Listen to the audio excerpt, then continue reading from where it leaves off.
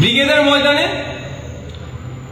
26 তারিখ ব্রিগেডের ময়দানে যাচ্ছি কি যাচ্ছি না এই নিয়ে একাধিক মানুষ প্রশ্ন করছে, জানতে চাইছে যে ভাইজান যাচ্ছেন কি যাচ্ছেন না। অবশ্যই আমি মনে করি এটা ক্লিয়ার করা একটু দরকার আছে। তার আগে আমি গুটি কয়েক কথা বলব। কেন্দ্র সরকারের এই নিয়ে আসা কালা কানুনের বিরুদ্ধে সর্বত্র গণতান্ত্রিক প্রক্রিয়ায় শান্তিপূর্ণভাবে প্রতিবাদ করে যেতে হবে। সুপ্রিম কোর্টে আমি আইনি, আমার মতো অনেকে আইনি লড়াই লড়ছেন। আগামী 5 তারিখ ডেট আছে। আন্দোলন সংগঠিত করতে হবে, শান্তিপূর্ণভাবে আন্দোলন করতে হবে। আমরা এখানে যত আন্দোলন সংগঠিত করতে পারবো দিল্লিতে ইম্প্যাক্ট হবে।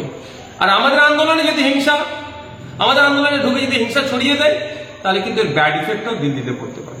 সুতরাং আমরা যারা আন্দোলন যেখানে যেমন ভাবে করছি আমাদের আন্দোলনটা যেন গঠনমূলক হয়, শান্তিপূর্ণ হয়, ধর্মনিরপেক্ষ হয়, গণতান্ত্রিক প্রক্রিয়াতে হয়। আমাদের আন্দোলনে ঢুকে কেউ যদি হিংসা ছড়াতে যায় সেগুলোকে আমাদেরকে আটকাতে হবে। ভাঙড়ে আমাদের আন্দোলনে হিংসা ছড়ানোর চেষ্টা হয়েছে, হিংসা ছড়িয়েছে। জঙ্গিপুরে সেখানে পুলিশ অতি সক্রিয় হিংসা ছড়িয়েছে। আপনার বিভিন্ন জায়গাতে আমরা দেখছি এটা হচ্ছে। অনেক জায়গায় খবর আসছে পুলিশ আটকাচ্ছে, মিটিং মিছিল করতে দেবে না। এইগুলো হচ্ছে, এগুলোকেও আটকাতে হবে। শান্তিপূর্ণভাবে গণতান্ত্রিক প্রক্রিয়া আন্দোলন করতে হবে। এখন আমার পক্ষে আমি যে উত্তরটা দিচ্ছি, ব্যাপারটা হচ্ছে অনেক সময় নিজেকে আগুনে পুড়াতে হয় সমাজকে আলোকিত করার জন্য। অনেক সময় নিজেকে একটু গুটিয়ে নিতে হয় বৃহত্তর স্বার্থের জন্য। আপনারা জানেন মোমবাতি নিজে আগুনে পুড়ে যায় সমাজকে অন্ধকার থেকে আলোকিত করার জন্য। ব্যাপারটা হচ্ছে এখানে আমি যদি এখন ঘোষণা করি আমি ব্রিগেডে যাচ্ছি, আপনারা ইতিপূর্বে দেখেছেন যে জায়গায় আমরা মিটিং মিছিল করছি রাজ্য সরকার কিভাবে সেগুলোতে বাধা দিচ্ছে। ভাঙড়ে দেখুন হাজার হাজার ছেলের নামে আমাদেরকে মিথ্যার মামলা দিয়ে দিয়েছে, আমার নামে মামলা দিয়েছে। আমি আমারটা নিয়ে ভাবি না, আমি গরিব ছেলেগুলোর কথা ভাবি সবসময়।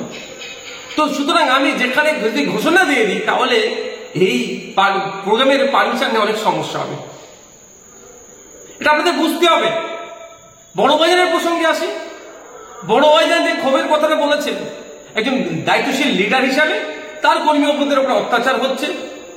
যে প্রসঙ্গতে তিনি আমাদের মিটিং মিছিল হচ্ছিল সেটা তো সবাই করছে, সেইভাবে রেড়ে করে উঠে সরকারকে প্রশ্ন করেনি, সেটা তিনি ক্ষোভের কথা বলেছেন। আর তার বক্তব্যতে তিনি একবারের জন্য বলেননি, অন্য কাউকে নিরুৎসাহী করেনি যে আপনি যাবেন না। তো আমি আবার ফিরে আসি, আমার বলার বক্তব্য এটাই। আমি যদি এই মুহূর্তে ঘোষণা করি যে আমি 26 তারিখে ব্রিগেডে যাচ্ছি, তাহলে আমি আমার যতটুকু রাজনৈতিক জ্ঞান আছে সে জায়গা থেকে বলছি রাজ্য সরকার হেনতান প্রকারে চেষ্টা করবে এই পারমিশনকে বাতিল করানোর জন্য। সেই জন্য একটু গুটিয়ে রেখেছি নিজেকে। অনেক প্রশ্ন আমার ভাইরা করছেন, উত্তর দেওয়া প্রয়োজন বোধ করছি বলে বলছি। শুধু একটা গল্প বলে আজকে আমার ভিডিওটি শেষ করব। গল্পটি এটাই, বাচ্চাবেলায় পড়েছিলাম আমি, এক রাজার দরবারে, এক বাদশার দরবারে দুটো মহিলা এসেছিলেন একটি শিশুর প্রকৃত মাকে সেই মর্মে বিচার জানাতে। রাজা বা বাদশাহ দুজনের কথা শোনার পরে দুজনের কেউ যখনই মানছিলেন না সত্যটা কি আছে, তখন তিনি নির্দেশ দিলেন তাহলে বাচ্চাটিকে দুটুকরো করা হোক, করে দুটো মা যেহেতু দাবি করছে দুজনকে অর্ধেক অর্ধেক দিয়ে দেওয়া হোক। সেই সময় যে নকল মা সে যে বাচ্চার প্রতি ভালোবাসার কথা বলছিলেন, যেটা আমার সন্তান, সে মাটি এগ্রি হয়ে গেলেন। কিন্তু আসল যিনি মা তিনি বললেন না না রাজা মশাই বা বাদশাহ, যে আপনি বাচ্চাকে দুটুকরো করতে হবে না, ও বাচ্চাটা উনি নেই, অন্তত জীবনে বেঁচে থাকবে।